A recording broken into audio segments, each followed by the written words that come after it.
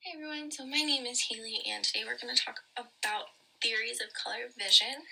So Helmholtz started working on his vision between the years of 1853 and 1868 at the University of Königsberg, Bonn, and Heidelberg. Helmholtz published his findings in a 3-volume handbook, which is the Handbook of Physiological Optics. So way before Helmholtz was born, Young proposed a very similar theory, which was the theory of vision, which the two came together and is the Young-Helmholtz theory of vision, or the trichromatic theory. On this very next slide is Newton's theory that he had proven that if white light is passed through a glass prism, it would change to red, orange, yellow, green, blue, indigo, and violet, or as we learned back in elementary school, Roy G. Biff, and that was in 1672. The glass prism separates the various wavelengths that originally altogether created the white light. Newton had a very difficult time believing this. He believed that the wavelengths weren't different, but it corresponded with the actual viewer.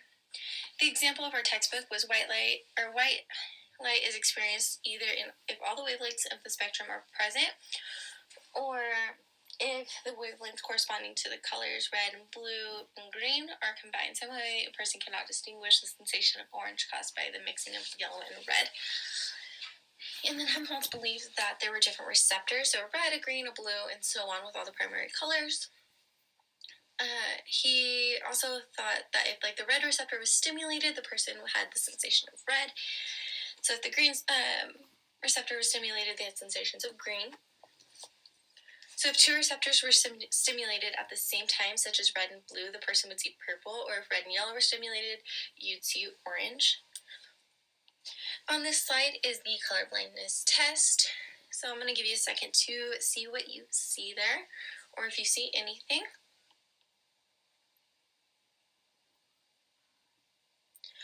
Okay, so if you are not colorblind, you see a red 29 in a circle of greenish yellow dots. If you're colorblind, I'm not too sure actually what you do see. I'm not colorblind at all. That's mainly males that are colorblind. On this next slide is just another one in a different color. So I'll give you another few seconds to see what you see. Alright, so if you're not colorblind, you probably see a green 16 in a circle of red and yellow and orange dots. This is kind of just like a common test that people do, like, oh, what color do you see, what color do you see, or what number do you see, what number do you see, and just kind of do it that way. It's not superficial, but it kind of works. On the very last page is theories of color blindness. So the theory of the receptors help give color blindness some footing. So if the person lacks one or more receptor, they wouldn't be able to see the corresponding color. So Helmholtz was amazed at the psychological mechanism distorted the information a person received from the physical world, but was even more amazed by the mismatch between physical events and psychological sensations.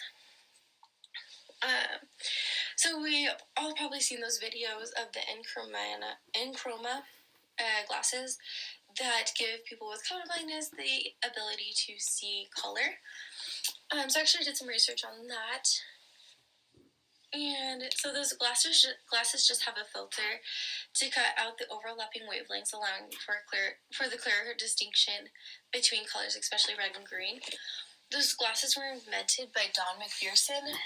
He has a PhD in color vision.